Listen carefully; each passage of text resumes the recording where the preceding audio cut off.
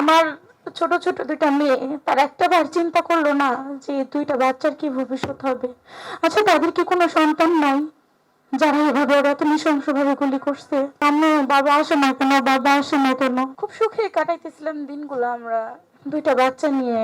কিন্তু সেই 18 জুলাই যাত্রাবাড়ি হানি ফ্লাইওভারের ঢালে ওকে নৃশংসভাবে গুলি করে মারা হয়। ওকে অনেক কষ্ট দিয়ে খুব কাছ থেকে গুলি করা হয়।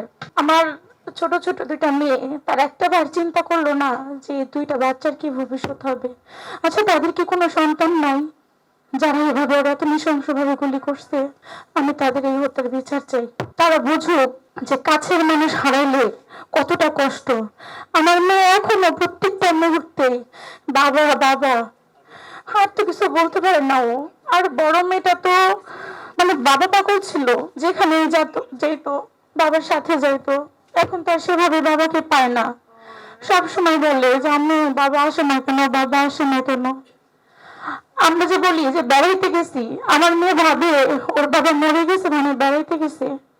ওর বাবার কোনো কলিগটা যদি বাসায় আসে, তাদের জিজ্ঞাসা করে যে আঙ্কেল, আমার বাবাকে নিয়ে আসছো, আমার বাবা আসবে কবে? আমার মেয়ের প্রশ্নের আমি উত্তর দিতে পারি না। আমার এই দুইটা বাচ্চার ভবিষ্যৎ কি হবে? তারা কি একটা বার ভাবলো না যে তাদের সন্তান আছে, তাদের সন্তানরা যদি আজকে এতিম হতো, এই অবস্থায় দাঁড়াতো, তাদের তার কেমন লাগতো? তো আপনারা সবাই আমার সন্তানের জন্য দোয়া করবেন। ওর বাবার মনের আশা যেন আমি পূরণ করতে পারি, ওদের ভালোভাবে মানুষ করতে পারি।